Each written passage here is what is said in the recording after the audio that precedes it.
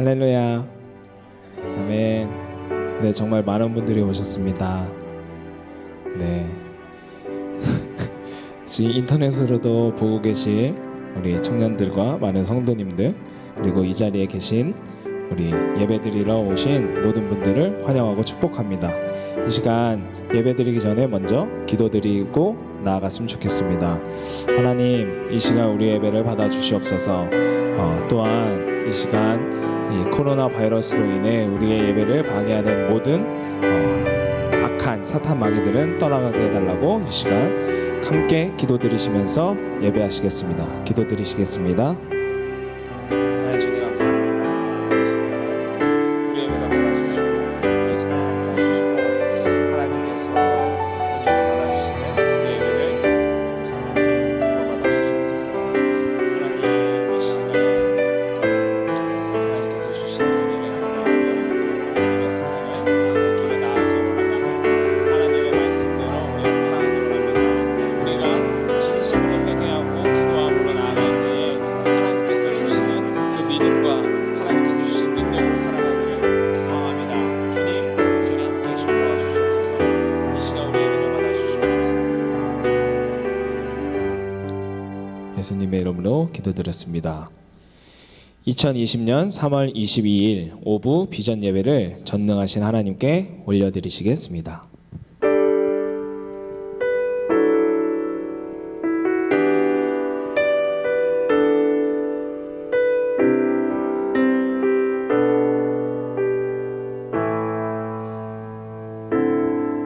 당신은 시간을 뚫고 이 땅 가운데 오셨네. 우리 없는 하늘 원치 않아 우리 삶에 오셨네. 자신의 편안 버리고 우리에게 평안 주셨네. 가장 낮은 자의 모습으로 우리 삶에 오셨네.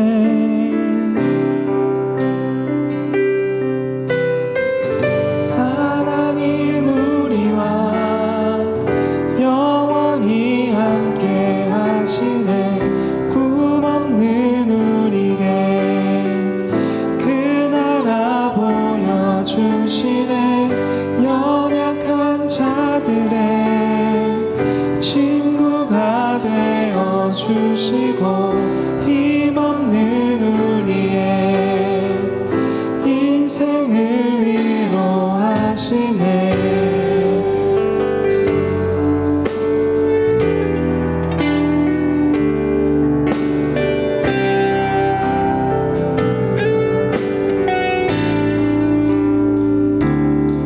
당신은 시간을 두고 이 땅 가운데 오셨네. 우리 없는 하늘 원치 않아 우리 삶에 오셨네. 자신의 편안 버리고 우리에게 평안 주셨네. 가장 낮은 자의 모습으로 우리 삶에 오셨네. 하나님 우리와 영원히 함께 하시네. 꿈없는 우리에게 그 나라 보여주시네. 연약한 자들의 친구가 되어 주시고 힘없는 우리의 인생을 위로하시네. 하나님 우리와 영원히 함께 하시네. 꿈없는 우리에게 그 나라 보여주시네. 연약한 자들의 친구가 되어 주시고 힘없는 우리의 인생을 다시 한번 처음부터 찬양하기 원합니다. 당신은 시간을 뚫고 당신은 시간을 뚫고 이 땅 가운데 오셨네. 우리 없는 하늘 원치 않아 자신의 평안 버리고 우리의 평안 주셨네. 가장 낮은 자의 모습으로 우리 삶에 오셨네. 하나님 우리와 영원히 함께 하시네. 꿈없는 우리에게 그 나라 보여주시네.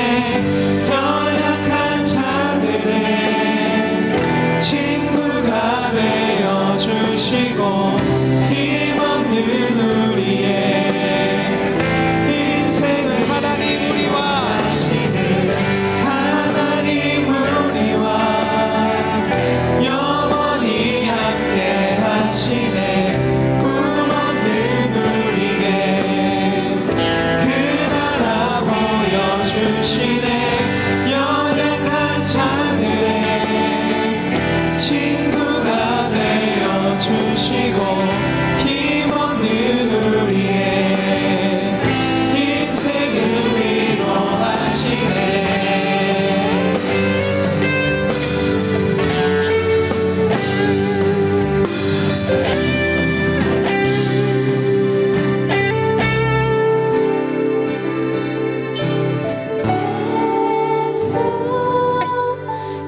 예수 이곳에 우리와 함께 영원히 예수 이곳에 예수 이곳에 우리와 함께 영원히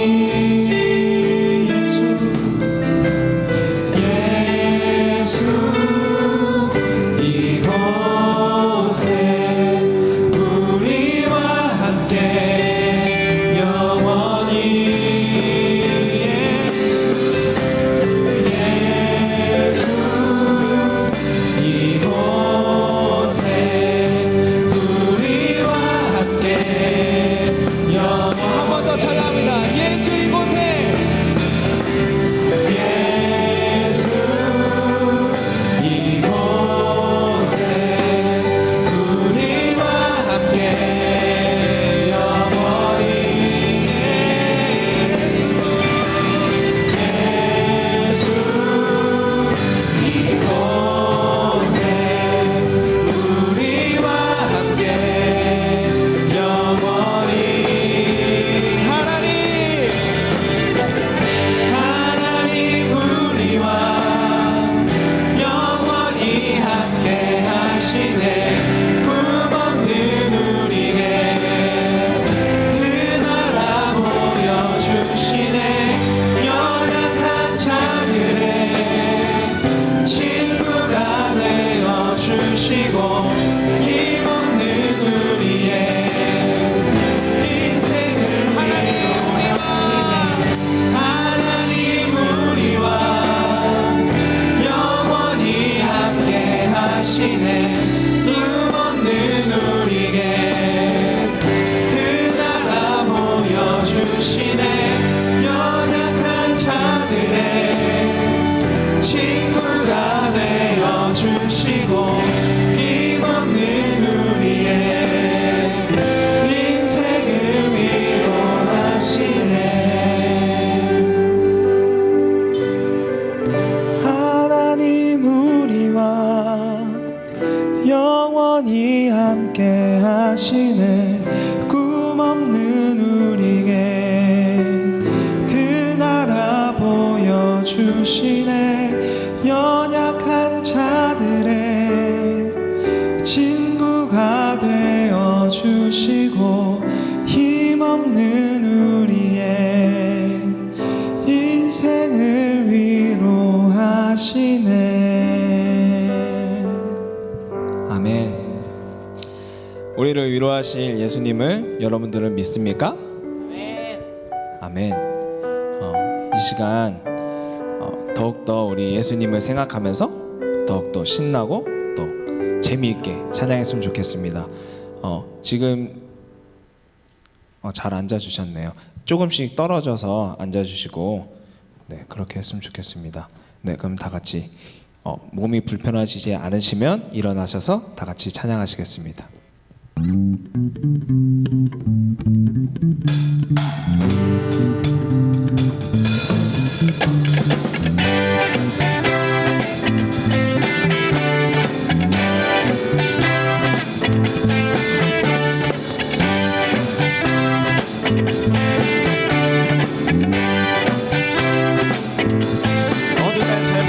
어두운 나의 삶에 빛을 오신 주 예수 찬양 받으시네 늘 합당하신 주 찬양해 어두운 나의 삶에 빛을 오신 주 예수 찬양 받으시네 늘 합당하신 주 찬양해 주의 그늘 아래 늘 쉬게 하시니 내 영혼 만족하건대 찬양해 주네 찬양하세 선하신 주님 나의 맘에 참 평화 주시네 나의 영혼을 새롭게 하는 주를 노래하며 나가리라 나의 발걸음 주 선하신 길로 오늘도 인도하소서 나의 가는 길 주의 밝은 빛으로 언제나 비춰주소서.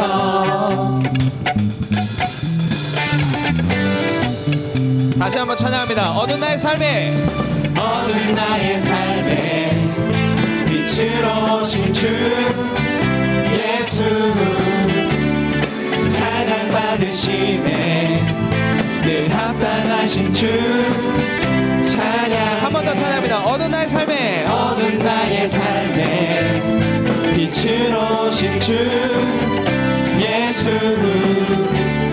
찬양 받으시네 늘 합당하신 주 찬양해 주의 그늘 아래 날 쉬게 하시니 내 영혼 만족하건대 찬양해 주께 찬양하세 선하신 주님 나의 맘에 참 평화 주시네 나의 영혼을 새롭게 하는 주를 노래하며 나가리라 나의 발걸음 주의 선하신 길로 오늘도 인도하소서 나의 가는 길 주의 밝은 빛으로 언제나 비춰주소서 찬양하세 선하신 주님 나의 맘에 참 평화 주시네 나의 영혼을 새롭게 하는 주를 노래하며 나가리라 나의 발걸음 주의 선하신 길로 오늘도 인도하소서 나의 가는 길 주의 밝은 빛으로 언제나 비춰 나의 발걸음 주의 선하신 길로 오늘도 인도하소서 나의 가는 길 주의 밝은 빛으로 언제 한 번 더 찬양합니다. 나의 발걸음 주의 선하신 길로 오늘도 인도하소서 나의 가는 길 주의 밝은 빛으로 언제나 비춰주소서. 아멘.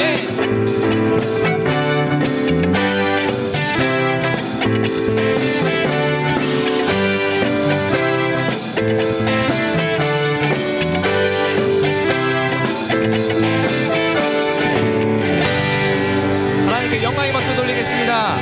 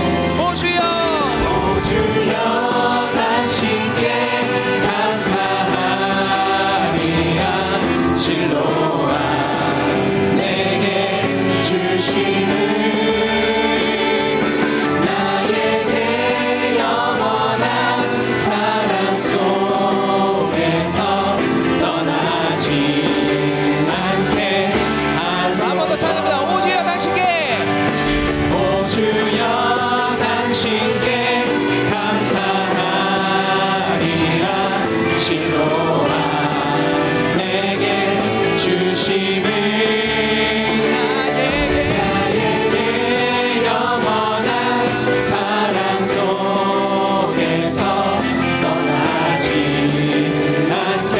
이번에 목소리로 찬양합니다. 오주여 당신께, 오주여 당신께 감사하리라.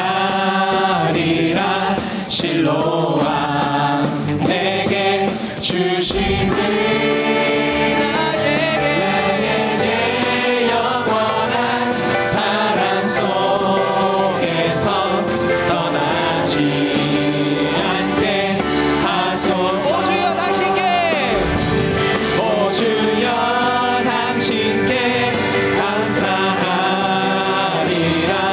실로암 내게 주심을 나에게 영원한 사랑 속에서 떠나지 않게 하소서.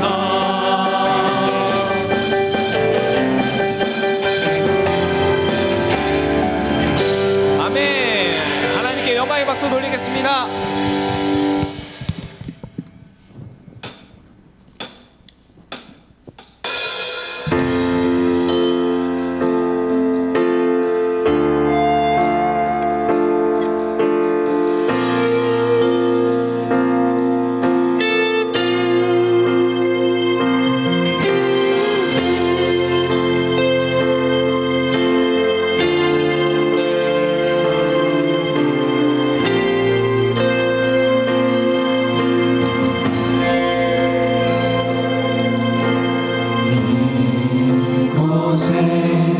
생명샘 솟아나 눈물 골짝 지나갈 때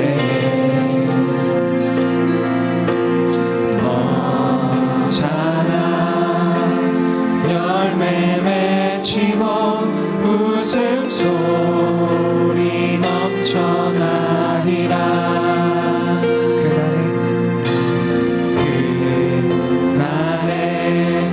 하늘이 열리고 모든 이가 보게 되리라.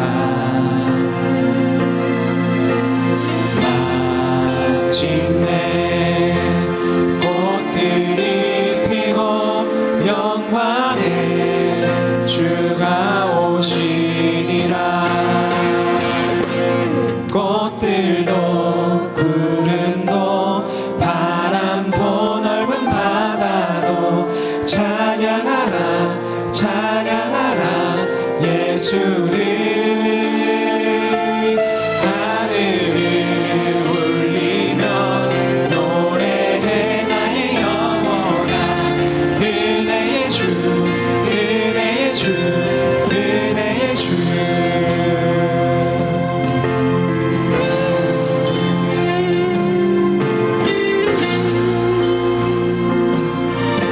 이곳에 생명샘 솟아나, 이곳에 생명샘 솟아나 눈물 골짝 지나갈 때에 멋잖아 열매 맺히고 웃음소리 넘쳐나리라.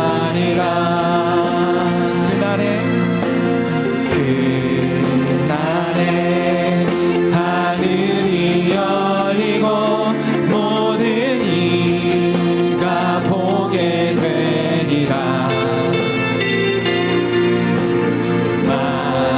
마침내 꽃들이 피고 영광의 주가 오시리라.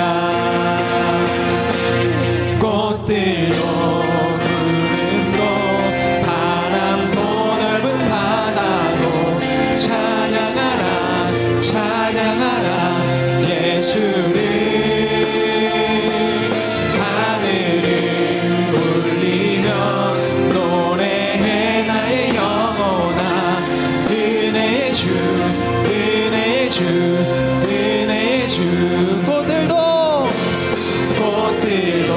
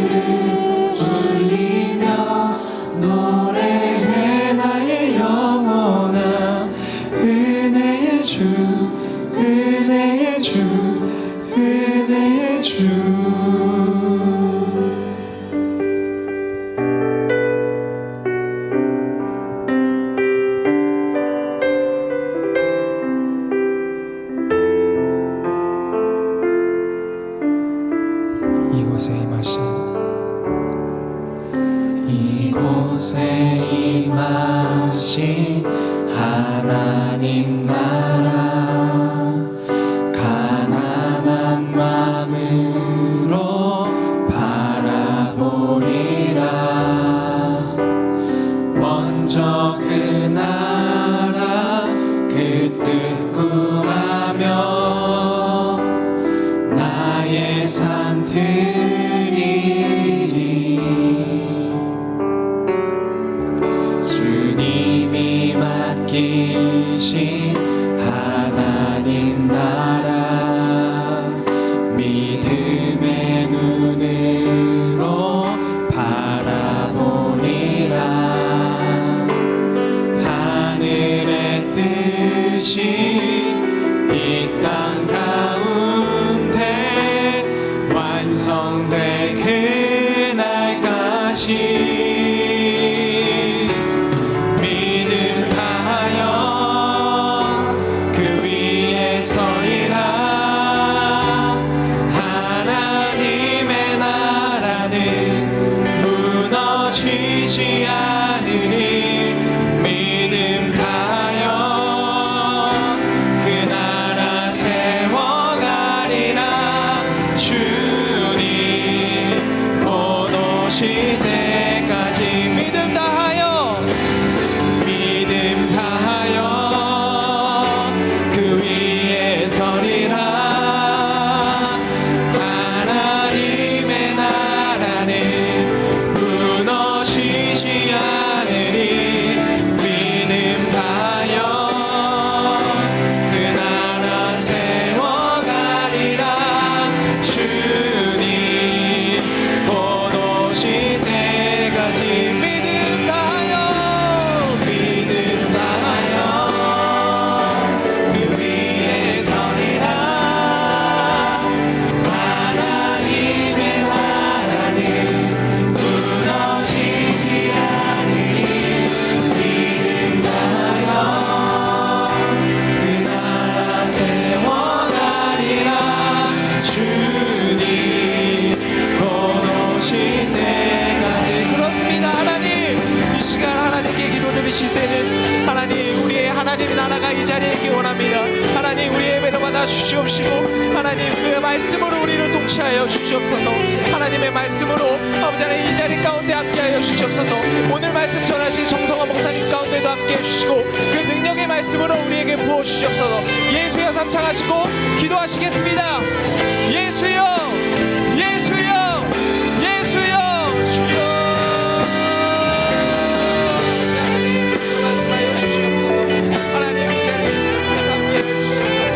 하나님 우리 예배를 받아 주시옵소서. 아버지 하나님 마음으로 통치하시는 우리 하나님께서 이 자리에 함께해 주시옵소서.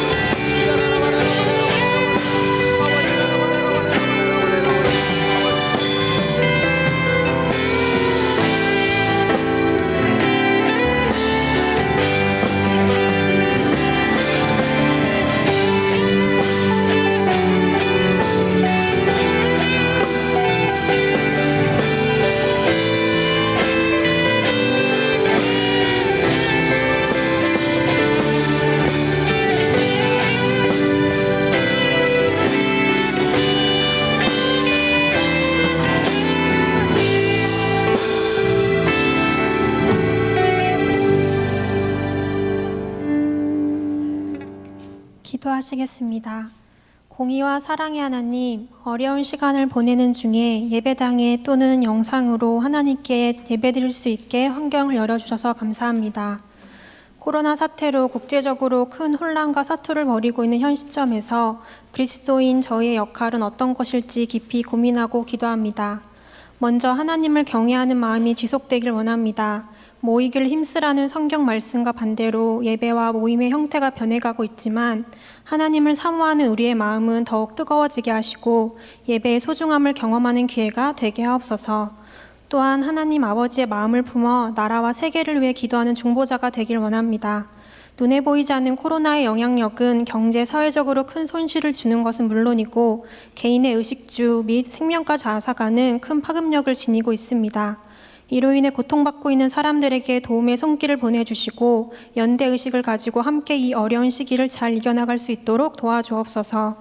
우리 청년들의 각자의 자리에서 신앙과 믿음을 지키는 노력이 이어지길 바랍니다. 형식이 아닌 삶으로 예배를 드리는 하늘비전 청년부가 되어 하나님의 선하시고 기뻐하시는 뜻이 무엇인지 분별하는 거룩한 자녀가 되길 소망합니다.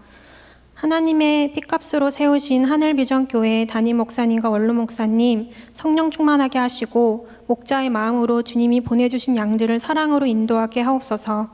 청년부 정송환 목사님과 장현경 전도사님의 가정과 사역에도 기름 부어 주시며 다음 세대를 세우는 일에 헌신하실 때 성령님 늘 보호하시고 동행하여 주옵소서. 예배를 섬기는 에덴 찬양팀, 비전콰이어, 안내팀, 헌금팀, 방송팀, 그 외의 손길들을 기억하시고 하나님의 방법으로 복을 내려 주옵소서. 오늘 예배 순서마다 하나님만 높여드리길 원하오니 우리의 예배를 받으시고 주님 홀로 영광받아 주옵소서. 말씀을 전하시는 정성환 목사님의 입술을 통해 하나님의 말씀이 선포되게 하시고 듣는 우리에게 회개와 결단의 은혜를 내려 주옵소서. 우리의 기도에 신실하게 응답하실 주님을 찬양하며 예수님의 이름으로 기도합니다. 아멘.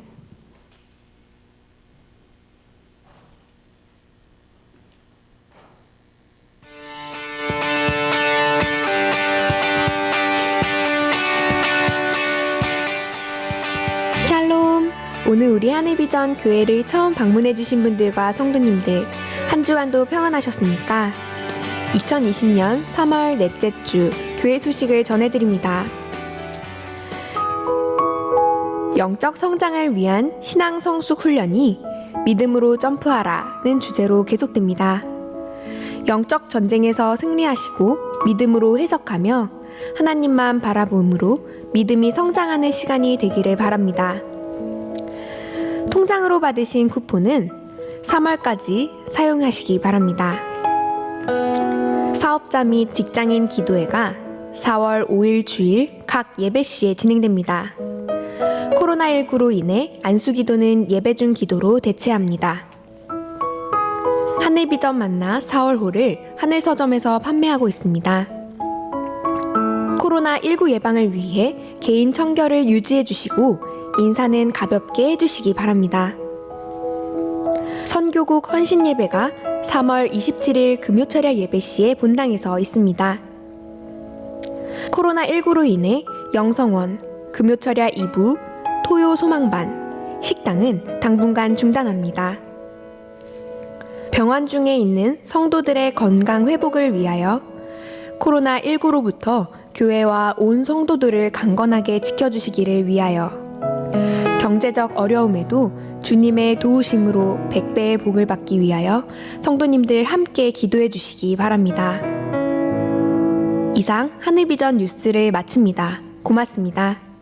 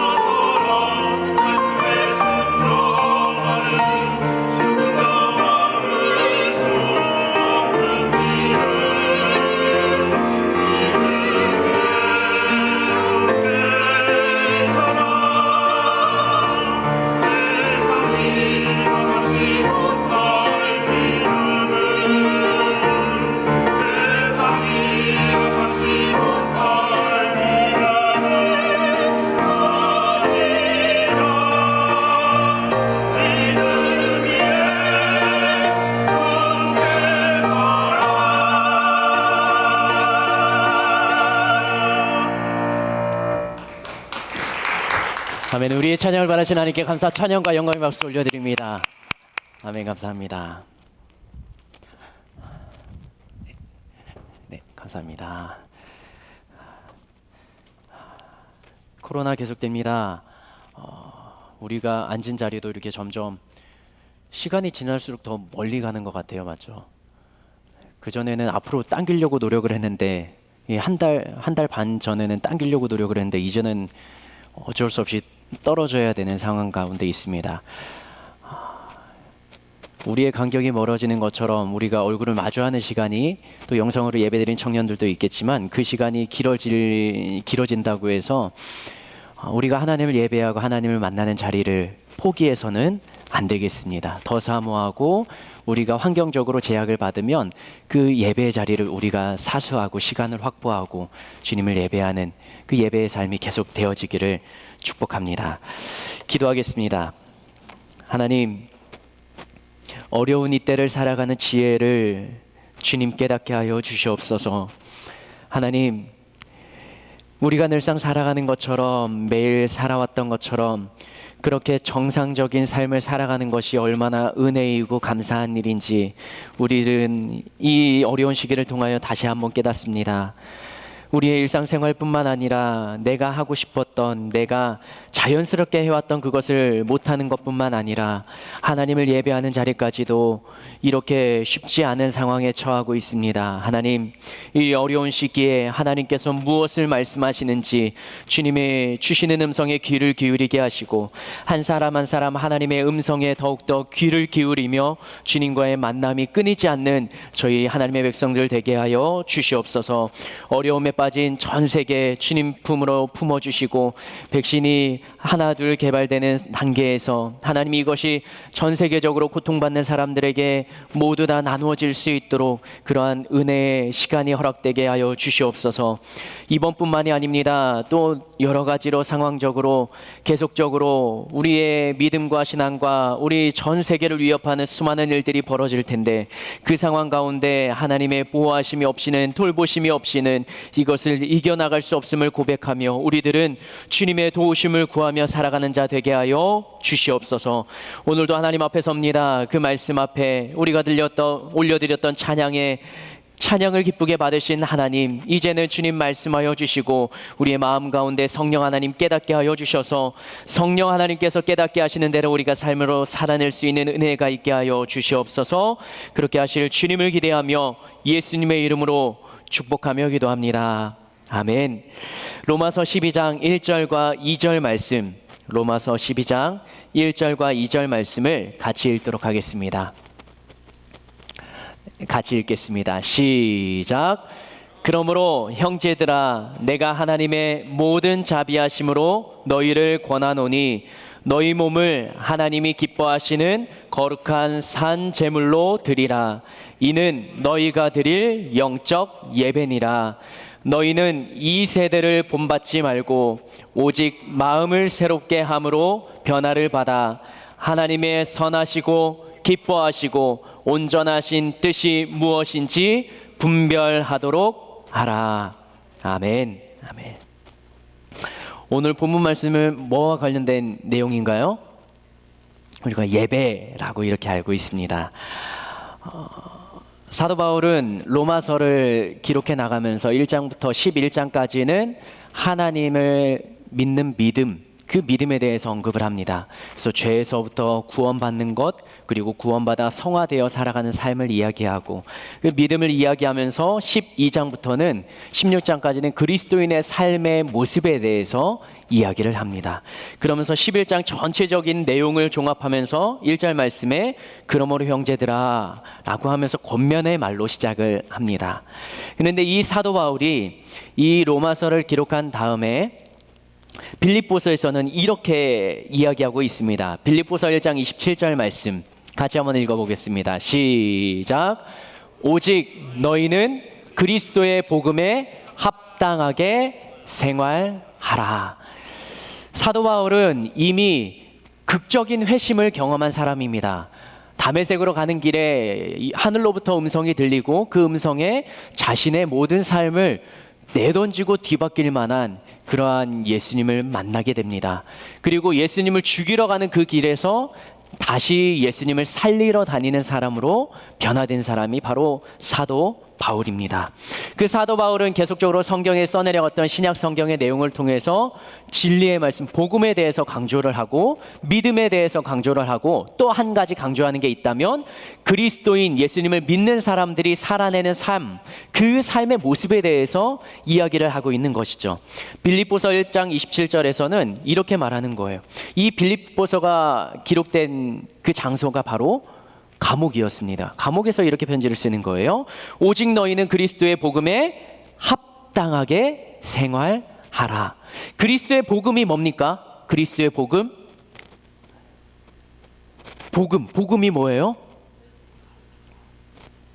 네, 이 위에서 내려와서 이 땅 가운데 주어진 것이 복음입니다. 하나님께서 예수님을 통해서 대속의 십자가 죽음을 죽게 하시고 그 죽음을 믿는 자마다, 그 예수님을 믿는 자마다 영원한 생명을 얻게 한다는 것, 그 복음에 합당하게 생활하라라는 거죠. 복음은 우리가 무언가 노력해서 주어진 겁니까? 아니면 값없이 은혜로 받게 된 겁니까? 네, 우리의 노력이 거기에 들어가지 않습니다. 우리의 행위가 들어가지 않습니다. 우리가 무언가를 해서 구원을 얻는 게 아니라 믿는다라는 우리의 반응과 행위가 들어가긴 하지만 우리가 믿기만 하면 그러면 하늘로부터 하나님이 거저 주시는 게 복음이고 은혜예요. 그 복음의 은혜에 합당하게 살아가는 삶, 그 합당하게 살아가는 삶은 무엇이냐? 예수님을 통해 얻은 구원을, 그 은혜를 잊지 않고 기억하면서 부끄럽지 않게 살아가라는 것입니다. 하나님 앞에서도 부끄럽지 않게, 세상 앞에서도 부끄럽지 않게, 믿는 자들 사이에서도 부끄럽지 않게 살아가는 삶, 그게 바로 사도 바울이 강조하는 그리스도의 복음에 합당하게 살아가는 삶인 것이죠. 그러면 예수님의 은혜를 받은 자는 어떻게 살아갑니까? 그것을 누가복음 17장을 통해서 살펴볼 수가 있습니다. 누가복음 17장에는 예수님 앞에 온 10명의 사람이 등장합니다. 근데 나병을 가진 사람이에요. 문둥병을 가진 10명이 예수님 앞에 오고 그 10명을 향해서 예수님께서는 제사장에 가서 너희들의 몸을 보이라 말합니다.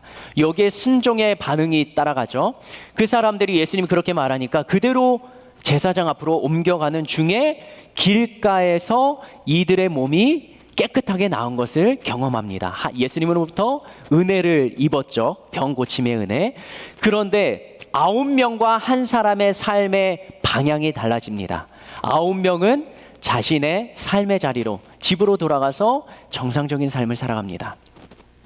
그런데 한 사람을 향해서 예수님께서는 구원을 선포하십니다. 그리고 그의 믿음을 언급하십니다. 그 사람은 고침받은 즉시 예수님께로 돌아왔어요. 그리고 예수님 앞에 돌아와서 감사를 표현하고 하나님을 찬양합니다. 그리고 하나님께 영광을 돌립니다. 은혜를 입은 자는 나 중심적으로 살아왔을지라도 은혜 입은 순간 나 중심적인 삶을 예수님 중심적인 삶으로 완전히 바꾼 사람을 말합니다. 그게 은혜를 입은 자, 은혜를 기억하는 자의 삶이에요. 나머지 병고침 받았던 9명의 사람은 자신의 집으로 갔죠. 병고침 받았으면 아무도 의사도 해결해 주지 못하고 이 이스라엘 무리들 바깥에서 생활해야 되는 그 문둥병에 걸렸던 사람들인데 그것이 공동체 안에 들어와서 다시 정상적인 삶을 살아갈 수 있는 은혜를 입었으면 은혜를 주신 분에게 감사를 표현하고 그분께 가야 되는 게 마땅한데 그러지 않았다라는 것이죠.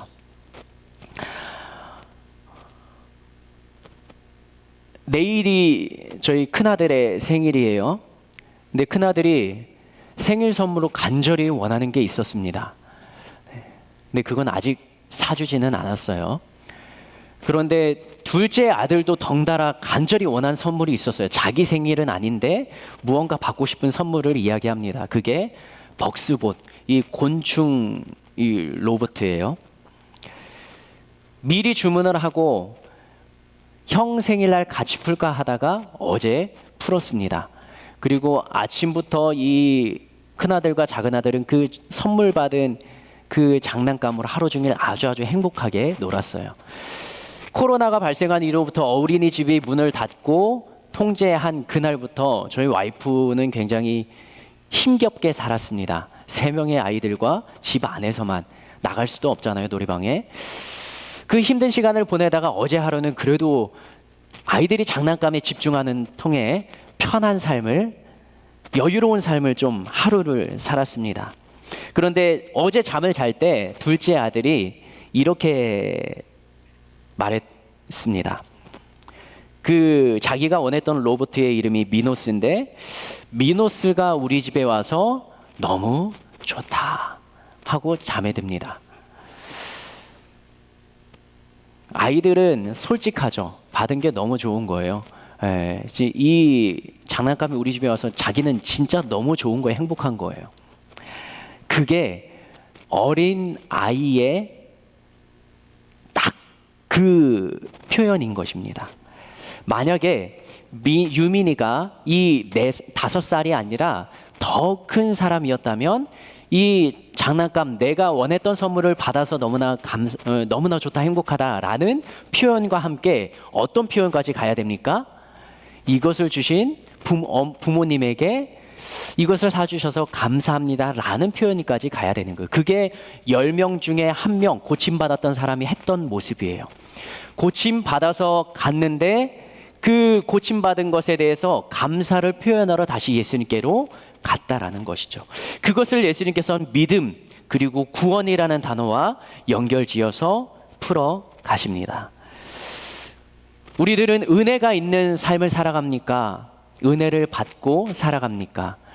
그런데 그 은혜를 받고 나의 것으로만 돌리고 살아가는 것은 아닌지, 그 주신 분에 대한 은혜는 잊어버리고 살아가는 것은 아닌지, 오늘 로마서 12장에서 영적 예배에 대해서 이야기를 하면서 너희들의 변화된, 그리스도인의 변화된 삶을 이야기하는 사도 바울이 정말 은혜를 받은, 은혜가 살아있는 자의 삶을 살아냈던 사람이에요. 그 사람은 성경 여러 구절들을 통해서 받은 은혜들을 기록합니다. 그리고 은혜를 통해서 살아가는 자들에게 삶의 모습을 권면하고 가르칩니다. 그 중에 하나가 바로 오늘 로마서 12장 1절에서 2절 말씀입니다. 예수님을 믿는 사람이라면, 예수님의 은혜를 입은 자라면 이런 변화된 모습을 살아가야 됩니다. 그것을 2가지로 오늘 본문에서는 함께 살펴보겠습니다. 은혜 입은 자, 예수님을 믿는 사람은 어떻게 변화된 삶을 살아가야 되나? 한번 따라할까요? 하나님께 드리는 삶을 살아가야 됩니다. 이전에는 나의 것을 움켜쥐며 살았습니다. 그런데 하나님께 은혜를 받은 자라면, 예수님의 은혜를 입은 자라면 그 은혜를 다시 나의 삶, 나의 몸을 통해서 올려드리는 삶을 살아가야 된다라는 것이죠. 로마서 12장 10절 말씀 같이 읽겠습니다. 시작. 그러므로 형제들아, 내가 하나님의 모든 자비하심으로 너희를 권하노니 너희 몸을 하나님이 기뻐하시는 거룩한 산 제물로 드리라. 이는 너희가 드릴 영적 예배니라. 아멘. 우리의 몸을 무엇으로 드리라고요? 하나님이 기뻐하시는 거룩한 산 제물로 드리라고요. 성경의 제물이라는 단어와 붙어 나오는 단어가 있습니다. 그게 무엇일까요? 구약에 나오는 그것입니다. 제물은 언제 사용합니까? 제물? 제사를 드릴 때 사용합니다. 구약시대에 사용했던 용어예요. 구약의 제사가 5가지가 있어요. 혹시 마간을 이용해 살펴볼까요? 5가지 제사 뭔가요? 번제가 있습니다. 번제. 하나님께 올려드리는 번제, 모든 걸 드리는 번제. 그 다음에 곡식으로 드리는 소제가 있어요. 그 다음에 들어봤을 거예요. 하나님과 화목하게 되는, 관계를 여는 화목제. 그 다음에 죄를 지었을 때 죄를 속하여 달라고 드리는 속죄제. 네, 그리고 다시 한번 곡식으로 올려드리는 이웃들에게 지었던 죄를 용서받고 그렇게 용서를 구하는 건제. 5가지입니다. 번제, 소제, 화목제, 속제제, 속건제 5가지가 있습니다. 그런데 이 5가지의 제물 중에 곡식은 제물이라고도 표현하지만 이 살아있는 것을 죽여서 드리는 제사가 있어요. 소제를 뺀 나머지 4개의 제사는 동물을 죽여서 드리는 겁니다. 그러면 제물이라고 하면 살아있는 것을 어떻게 한다고요? 죽인다고요. 죽여서 제물로 드리는 거예요, 하나님께. 그렇다면 사도 바울이 이야기했던 너희의 몸을 하나님이 기뻐하시는 거룩한 산 제물로 드리라. 이거는 무슨 말이에요? 우리가 제물이 되려면 우리를 죽여야 되는 거죠. 그러면 하나님 앞에 드리는 거룩한 산 제물로 드릴 때 우리를 어떻게 죽이는 걸까?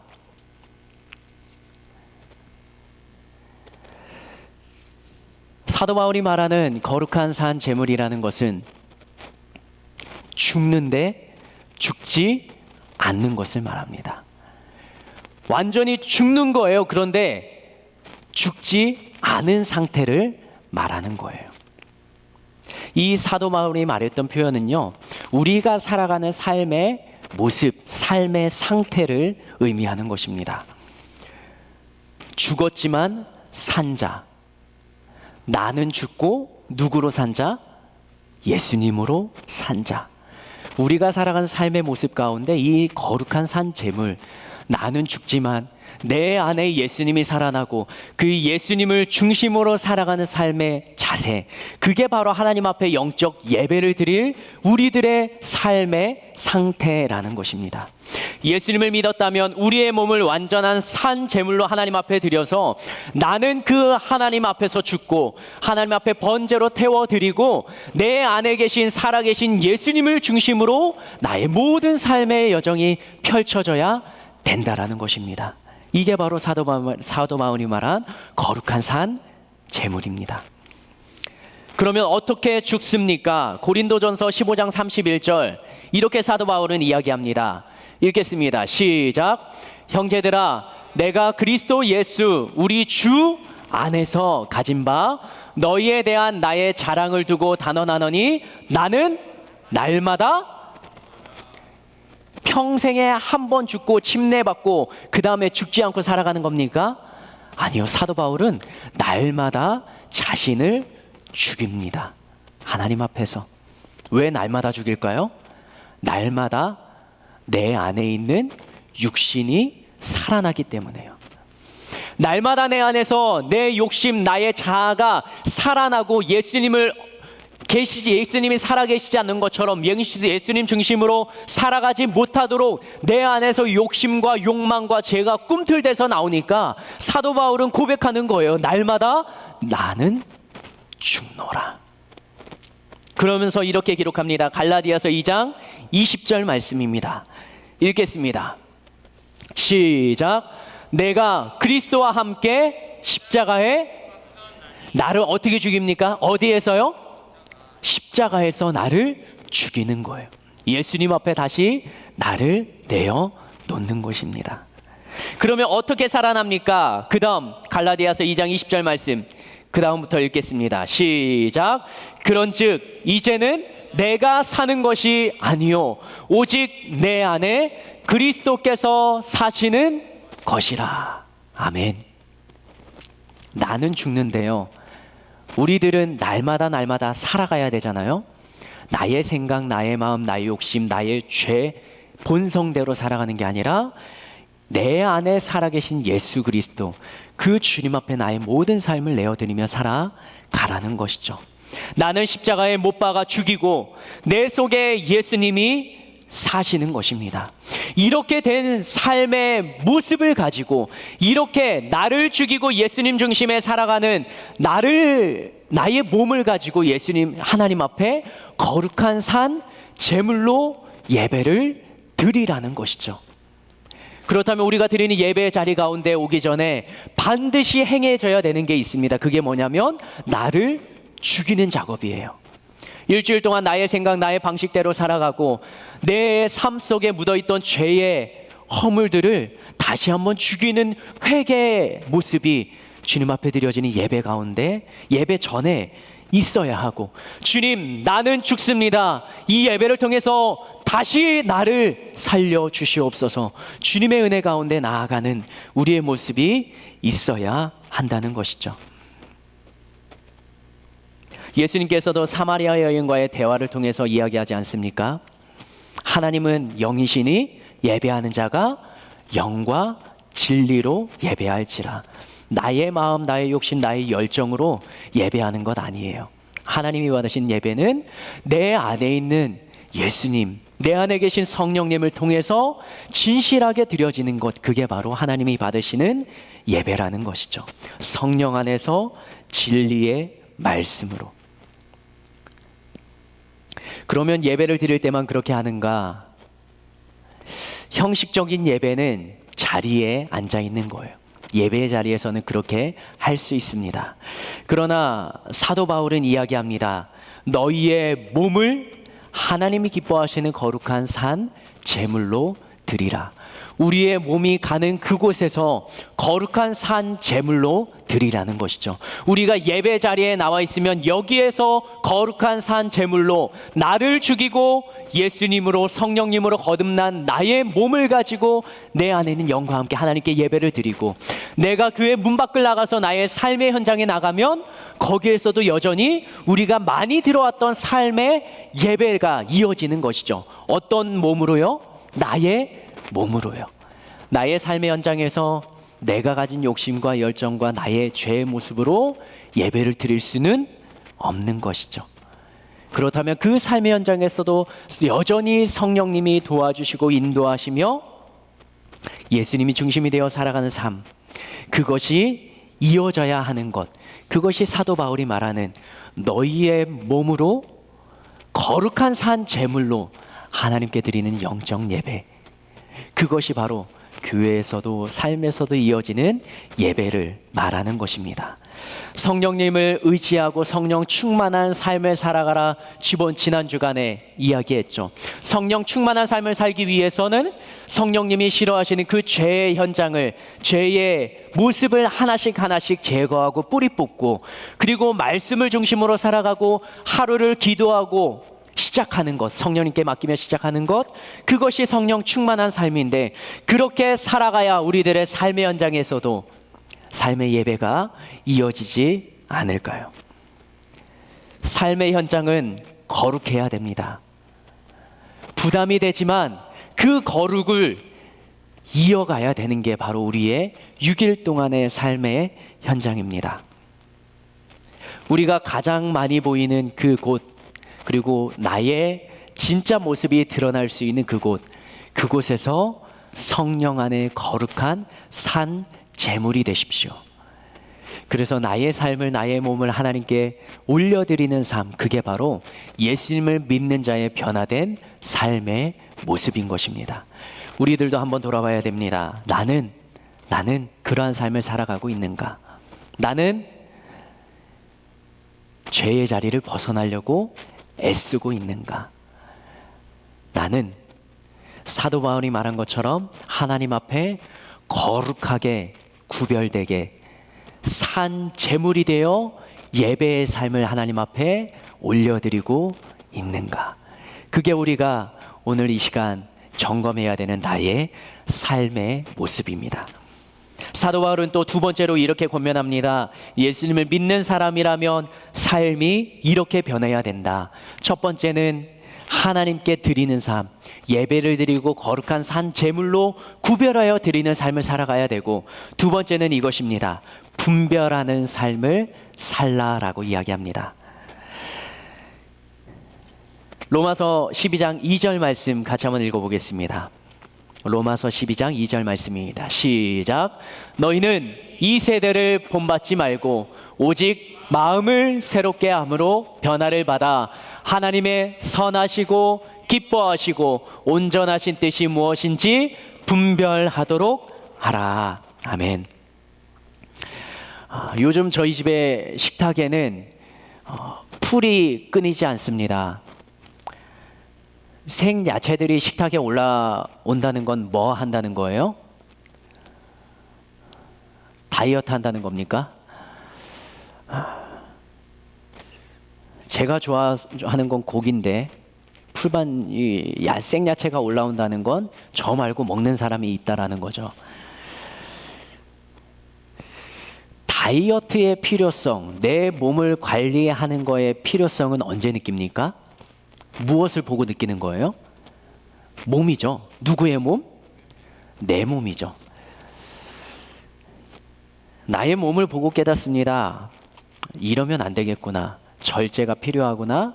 무언가 통제가 필요하구나. 이렇게 살아가서는 안 되겠구나. 나의 무언가를 바꾸어야 되겠다. 그게 식단, 그게 운동, 이것으로 표현되는 게 다이어트, 그리고 피트니스 센터를 찾아가는 것 아닙니까? 다이어트를 왜 합니까? 무엇을 줄이려고요?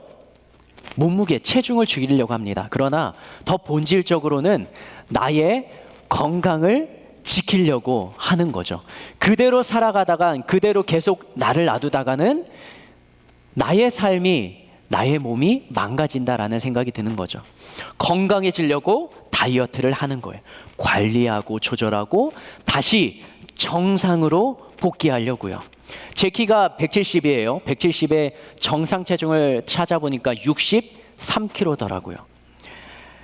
근데 정상 체중의 범위가 이 63만 있는 게 아니라 플러스 마이너스 10%까지 56kg에서 69kg까지가 170의 정상 범위 안에 들고, 그 바깥으로 벗어나면 거기에는 무언가 관리가 필요하다라고 기준을 만들어 놨어요. 너무 많이 먹어도 과해도 다시 정상으로 들어오려면 노력을 해야 되고요. 너무 없이 안 먹고 관리가 안 돼서 말라도 정상으로 오려면 관리를 해야 되는 거예요.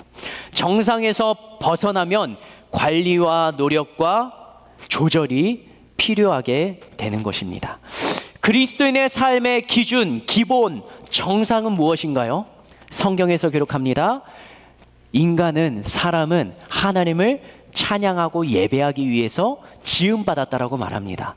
그러면 예수님을 믿는 사람이라면, 하나님을 믿는 사람이라면 예배가 기본이 된 삶을 살아가야 한다라는 것이죠. 그런데 무언가 이 예배가 기본이 된 삶 가운데 자꾸 달라붙기 시작하는 거예요. 예배를 참여하지 못하도록 만드는 무언가 나의 일정이 생기기 시작합니다. 나의 상황이 바뀌어져 갑니다. 지금처럼 코로나로 힘들어하는 상황 가운데 처해집니다. 그러나 우리가 현장에 예배를 오든 영상으로 예배를 드리든 우리가 그 자리를, 예배 자리를 사수하고 지키는 것, 그것이 바른 정상적인 그리스도인의 삶의 목적을 이루어 내야 되는 것이죠. 만약에 예배 자리를 사수하지 못하게, 예배의 자리를 지키지 못하게 무언가 나의 삶에 계속적으로 붙었다면 거기에 이것이 들어가야 됩니다. 그것을 분별하는 지혜가 필요합니다. 우리가 먹는 건 너무나도 좋아하죠. 좋아하는 것을 다 먹으니까 정상에서 오히려 벗어난, 관리가 필요한 상태로 가는 것이죠. 예배를 드리는 것이 정상적인 인간의 삶의 목적인데 예배를 드리지 못하게 된다면 무언가 그리스도인의 삶 가운데 다이어트가, 분별이 필요하다라는 것이죠. 과하면 빼야 되고 부족하면 채워 넣어야 되는 삶의 모습이 우리 안에 필요하다라는 것이죠. 사도 바울은 무엇을 분별하라고 하는가? 예배, 영적 예배를 포기하지 말고 사수하라 말하며 2절 말씀, 하나님의 선하시고 기뻐하시고 온전하신 뜻이 무엇인지 분별하라라고 합니다. 하나님의 창조 목적은 하나님을 예배하고 찬양하고 하나님과 교통하기 위함입니다. 그런데 이것이 이루어지지 않는다면 우리들의 삶 가운데 분별해야 되죠. 뭐가 나의 삶의 우선순위인지 그것을 분별해야 합니다. 하나님의 선하신 뜻이 무엇인가요? 하나님의 기뻐하시는 뜻이 무엇인가요? 하나님의 온전하신 뜻이 무엇인가요? 신약 성경에 보면 예수님께서 직접적으로 사탄아 물러가라 라고 말했던 예수님의 제자가 있습니다. 예수님을 믿지 않는 사람에게 사탄이라고 한다면 이해가 되지만 예수님의 제자에게 사탄이라고 말합니다. 그게 누군가요? 베드로죠, 베드로. 예수님이 사탄이라고 말하시기 직전 상황이 뭐냐면 너희가 나를 누구라 말하느냐 라는 질문에 베드로가 제일 먼저 이야기합니다. 주는 그리스도시요 살아계신 하나님의 아들이십니다. 이 고백을 듣고 예수님이 심히 너무나 기쁜 마음으로 칭찬하십니다. 그리고 베드로를 향해 반석 위에 교회를 세우겠다. 너의 신앙 고백 위에 교회를 세우겠다라고 말씀하십니다. 그러면서 예수님의 죽으심과 부활을 사도 바울에게 예수님의 제자들에게 이야기하십니다. 그때 베드로가 이렇게 이야기합니다. 마태복음 16장 22절 말씀 같이 한번 읽어보겠습니다. 시작. 베드로가 예수를 붙들고 항변하여 이르되 주여 그리 마옵소서 이 일이 결코 주께 미치지 아니하리. 예수님이 죽는다 말하니까 부활 사건은 듣지도 않고 부활의 이야기는 듣지도 않고 주님 죽으시면 안 됩니다. 제가 무슨 썰을 써서라도 주님의 죽으심을 막겠습니다. 그런 일이 벌어져서는 안 됩니다 라고 말합니다. 23절 예수님이 이렇게 말씀하십니다. 시작. 예수께서 돌이키시며 베드로에게 이르시되 사탄아 내 뒤로 물러가라. 너는 나를 넘어지게 하는 자로다. 내가 하나님의 일을 생각하지 아니하고 도리어 사람의 일을 생각하는도다. 예수님의 수제자라 말하는 베드로였어요. 그런데 그 베드로가 사탄이 되어버립니다. 무엇 때문에요? 하나님의 일을 생각하지 않고 사람의 일을 생각하는 것 때문에. 베드로는 이게 하나님의 일인지 사탄의 일인지 몰랐어요. 그냥 열정이 타올랐던 겁니다. 그러니까 예수님이 죽으시면 안 되잖아요. 자기의 스승님이신데. 그러니까 그 열정에 사명감에 예수님의 죽음을 막겠다라고 말한 거예요. 근데 베드로가 몰랐던 건 뭐예요? 하나님의 일이요. 하나님의 뜻은 죽은 자를 살리는 예수님의 죽으심과 부활을 이루어내는 것입니다. 그런데 인간의 한계는 거기까지예요. 하나님의 뜻을 모른다라는 거죠. 열정이 너무나도 과한 것도 문제입니다. 열정이 너무 없는 것도 문제예요. 그럼 어떻게 하라는 말이에요? 미적지근하게 하라는 거예요. 계시록에선 뜨겁지도 차갑지도 않은 너희의 신앙을 지적하는 말이 있는데 그래서 깨어 있어야 되는 거죠. 무엇으로요? 성령님의 충만함으로 깨어 있어야 되는 것입니다. 우리가 분별해야 되는 것은 하나님의 일과 사람의 일, 하나님의 일과 나의 일이에요. 우리들이 살아가면서 가장 성경과 하나님의 말씀과 부딪히는 게 뭐예요? 내가 이렇게 해도 되는가? 이렇게 성경대로 살아가면 지금 나의 삶, 나의 상황에 부딪히는 게 너무나도 많은데 이렇게 해야 되는가? 성경대로 가야 되는가? 아니면 잠깐 나의 생각되는 판단으로 살아가야 되는가? 그것을 제가 여러분들에게 그렇게 하십시오라고 말할 수가 없습니다. 그때 여러분들에게 지혜를 주시고 도와주시는 분은 바로 성령님이세요.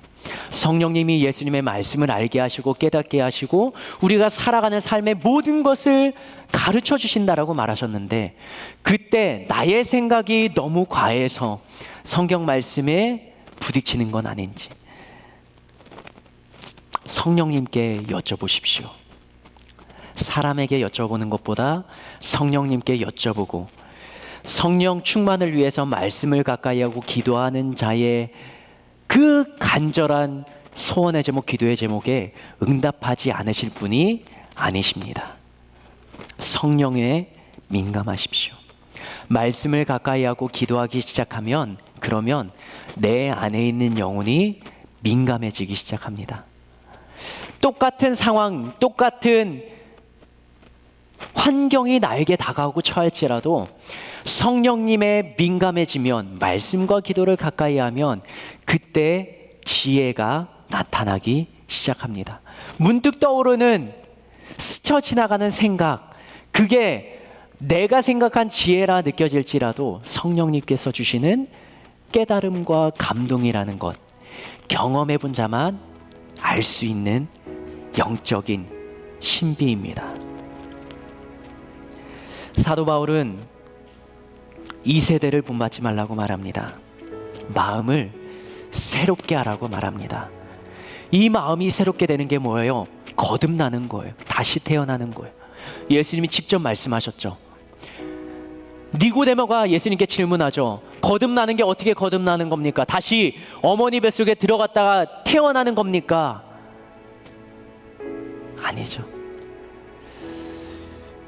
사도 바울이 말한 것처럼 나는 날마다 죽고 십자가 앞에 나를 못 박고 예수님이 내 안에서 살아가게 나를 내어드리고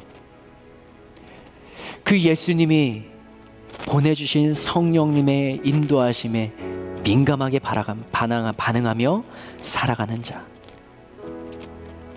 한 주간을 그렇게 살아가려고 노력하는 자, 그게 바로 우리가 되었으면 좋겠습니다. 나의 노력으로 하나님께 드리는 삶을 살아낼 수 없어요. 나의 노력으로 영적인 것을 분별하며 살아가기에는 이미 나는 세상적인 지식과 세상적인 가치관으로 온전히 물들어 있어요. 근데 그것을 새롭게 하고 거듭나게 하며 변화시키는 게 바로 예수님의 보혈의 피, 성령님으로 가능하다 성경은 말하는 것입니다. 에베소서 4장에서는 이렇게 이야기합니다. 너희는 유혹의 욕심을 따라 썩어져가는 구습을 따르는 옛사람을 벗어버리고 오직 너희의 심령이 새롭게 되어 하나님을 따라 의와 진리의 거룩함으로 지으심을 받은 새 사람을 입으라. 그런즉 거짓을 버리고 각각 그 이웃과 더불어 참된 것을 말하라.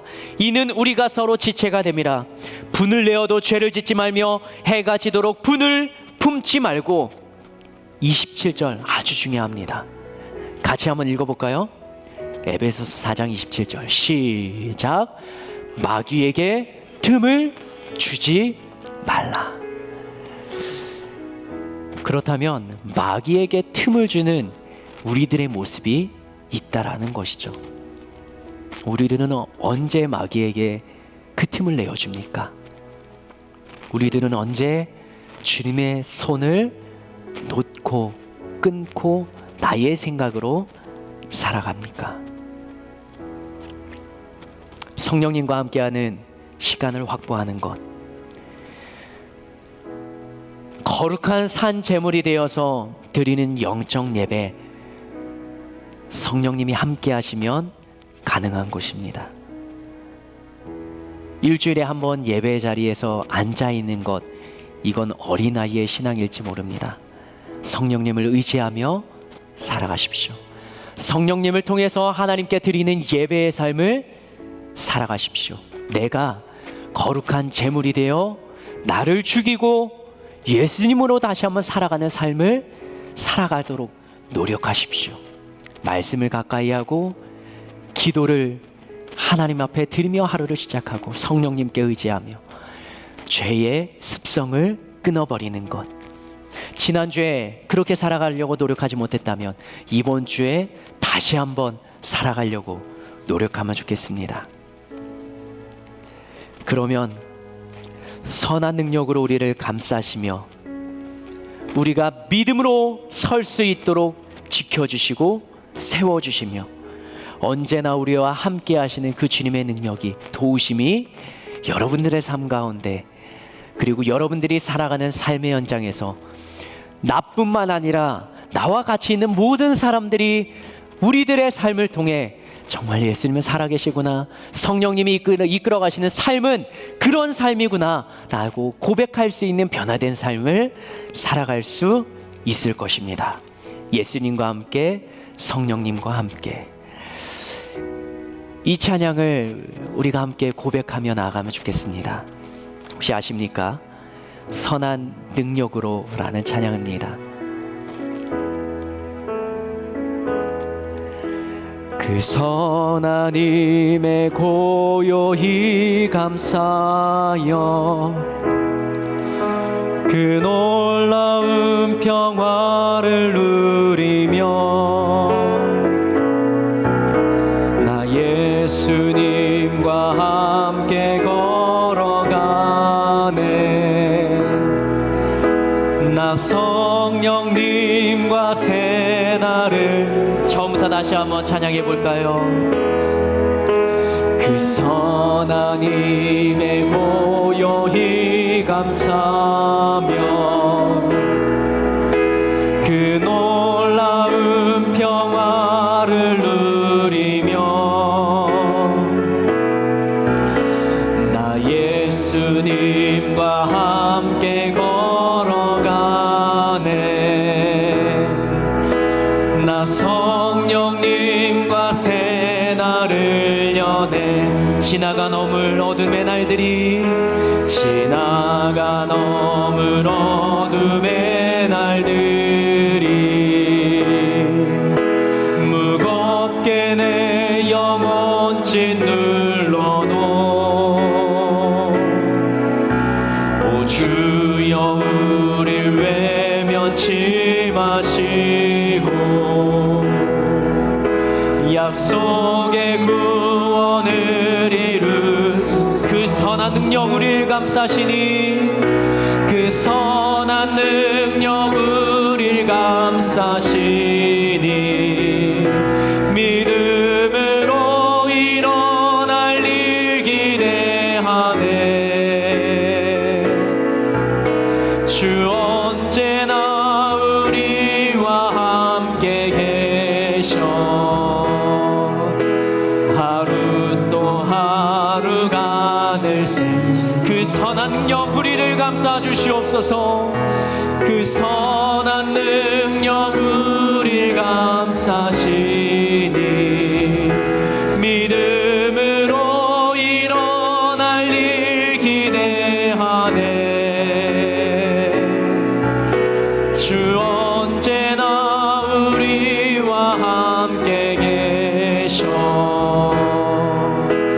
하루 또 하루가 늘 새로워. 그 성령님이 우리와 함께 하시니까 하루하루 새로운 삶을 살아갈 수 있습니다. 어제는 실패했더라도 다시 한번 도전할 수 있는 것입니다. 그 성령님과 함께. 하나님, 나도 그 주님의 능력이 나타나는 삶을 살아가게 하여 주시고 성령님이 함께 하심으로 나의 삶을 거룩한 산제물로 하나님 앞에 올려드리는 삶을 살아갈 수 있도록 삶을 영적인 것과 육적인 것 분별하며 살아가는 지혜가 생길 수 있도록 나에게도 역사하여 주시옵소서. 예수여 세 번 부르며 기도하시겠습니다. 예수여, 예수여, 예수여. 하나님, 오늘도 우리가 주님 앞에 나아갑니다. 하나님, 나의 힘만으로는, 나의 노력만으로는 살아가는데 한계가 있습니다. 하나님, 육적인 삶이 나를 통치하려고 합니다. 나의 욕심이, 나의 열정이 주님의 일을, 주님의 계획을, 주님의 뜻을 가로막는 것은 아니지요. 내 방식대로, 내가 살아온 대로 이렇게 살아가면 나는 잘 살 수 있다라는 그러한 나의 생각이, 나의 가치관이, 나의 모습이 하나님의 뜻이, 하나님이 말씀하시는 그 세밀한 음성을 가로막는 나의 마음이 아닐지요. 하나님, 주님의 영이 나와 함께하는 삶을 살아가게 하여 주시옵소서. 성령 하나님, 한 사람 한 사람의 삶 가운데 우리가 거룩한 산제물이 되어 주님 앞에 예배하며 살아가는 삶, 예배의 자리를 주일날 주일 성수를 하며 그리고 또한 삶의 예배에서도 승리의 삶을 살아갈 수 있는 영적인 삶을 살아가는 자가 되게 하여 주시옵소서. 하나님, 나의 삶이 주님이 기뻐하시는 삶, 하나님이 원하시는 삶, 하나님의 선하신 뜻대로 이루어지는 삶이 되게 하여 주시옵소서. 하나님, 나의 삶의 자리가, 삶의 모습이 연약하여 쓰러질 때가 너무나도 많이 있습니다. 하나님, 우리가 죄를 끊고자 마음과 결단을 한다 할지라도 그러나 내가 그것을 이루어내며 죄를 끊고 살아가는 것이 나의 힘만으로, 나의 노력만으로는 불가능한 것 너무나도 잘 알고 있습니다. 성령 하나님, 도와주셔야 합니다. 부어주시고자 성령은 우리 안에서 주님이 부어주시는 기쁨과 만족과 행복이 충만히 차고 넘치게 하여 주시며 죄의 사슬을 끊어버리고자 다짐하며 노력하며 그 자리를 떠날 수 있는 결단이 우리 안에 있게 하여 주시옵소서. 하나님, 우리 삶의 현장에서 수많은 어려움과 역경과 고난 가운데 부딪힙니다. 그러나 주님이 주시는 삶, 주님이 나와 함께 하시는 삶, 두려움이 없는 삶을 살아갈 수 있도록 우리를 붙잡아 주시고 함께하여 주시옵소서. 우리의 마음속에 거하시는 하나님을 알게 하여 주시옵소서.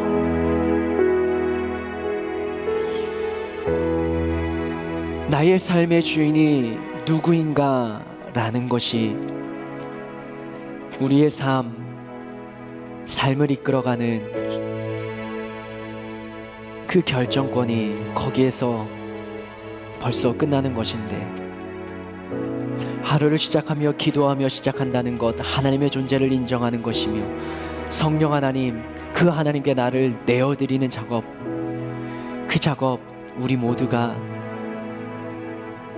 이루어낼 수 있도록 주님 깨닫는 은혜 더하여 주시옵소서. 하나님, 우리들의 지혜만으로는, 지식만으로는 한계가 있습니다. 그런데 하나님의 뜻이, 나를 향한 하나님의 계획이 있다 하는데 그 계획이 무엇인지 우리들은 발견하지 못하고 깨닫지 못합니다. 그럴 때일수록 우리는 성령님을 의지하며 그 주님께 우리의 몸과 마음을 의탁합니다. 성령 하나님, 우리 안에서 하나님의 뜻, 하나님의 일을 분별할 수 있는 그런 깨달음과 감동을 더하여 주시옵소서.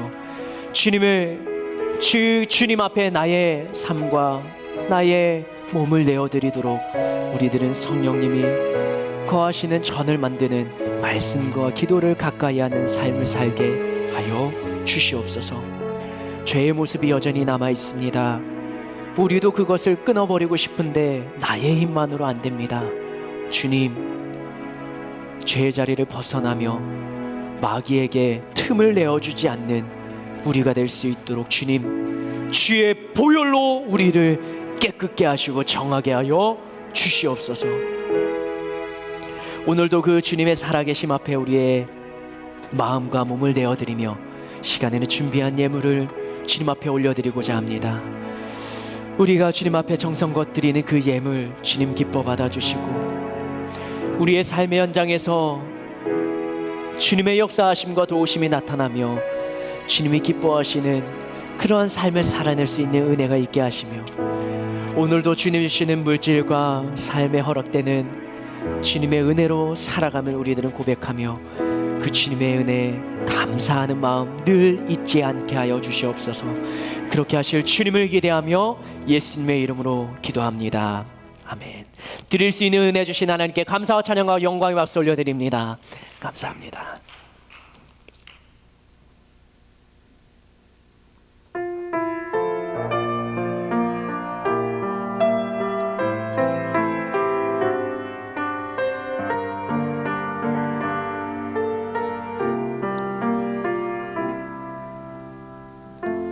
왕이신 나의 하나님, 내가 주를 높이고 영원히 주의 이름을 송축하리다.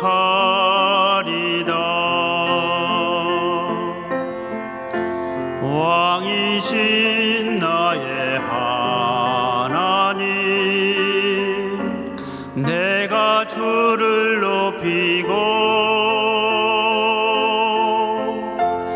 영원히 주의 이름을 송축하리다.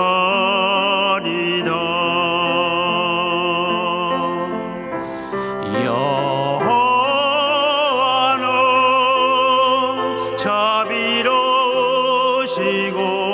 노하기를 더디하시며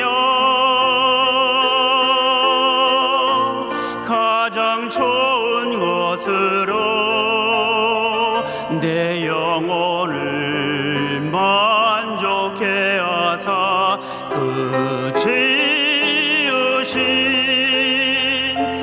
모든 것에 긍휼을 베풀어 주시며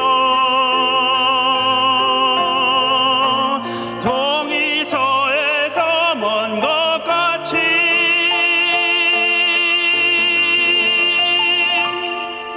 내 죄악을 멀리 옮기셨도다.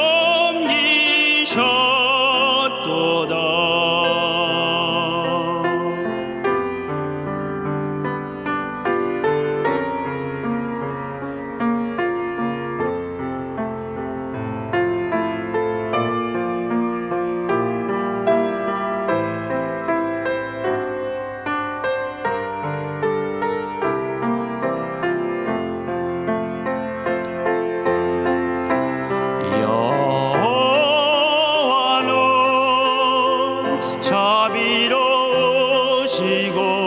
노하기를 더디하시며 가장 좋은 것으로 내 영혼을 만족해 하사 그 지으신 모든 것에 긍휼을 베풀어 주시며 동이서에서 먼 것 같이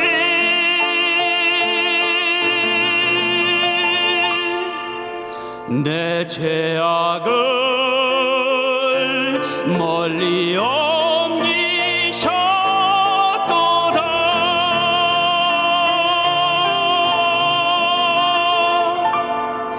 내 죄악을 멀리 옮기셨도다.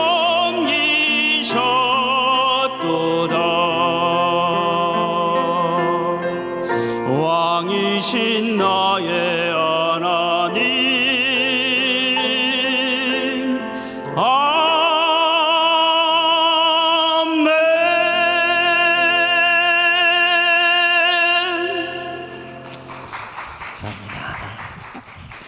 네, 우리 함께 자리에서 일어나겠습니다. 우리 옆에 청년들에게 믿음으로 도전합시다. 하나님께 드리는 삶을 삽시다. 영적으로 분별의 삶을 삽시다. 성령님과 함께 살아갑시다. 아멘, 아멘. 오늘도요, 예배를 마치게 되면 마을별로 모이겠습니다. 예주마을, 그 다음에 두 번째는 시제마을, 그 다음에 세미마을, 연희마을 이렇게 모여서 마을별로 잠깐 모여서 기도하는 시간을 갖고 돌아가시면 좋겠습니다.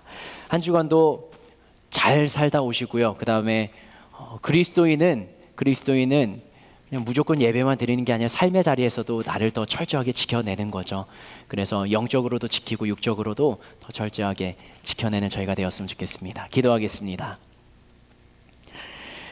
지금은 우리 주 예수 그리스도의 은혜와 하나님 아버지의 놀라우신 사랑과 성령님의 교통하심이 하나님이 세우신 하늘비전교회 청년부 공동체와 그리고 말씀을 듣고 말씀대로 살아가고자 다짐하고 결단하는 모든 이들 위해, 그리고 영상으로 예배드리는 모든 청년들과 또 함께 삶의 자리에서 믿음으로 살아가는 우리 모든 주의 백성들 위해 지금으로부터 영원토록 함께 하옵시기를 예수님의 이름으로 간절히 축원하옵나이다. 아멘. 아멘. 네, 이상으로 예배를 마쳤습니다. 한 주간도 승리하시고요. 우리 함께 기도하며 들어가면 좋겠습니다.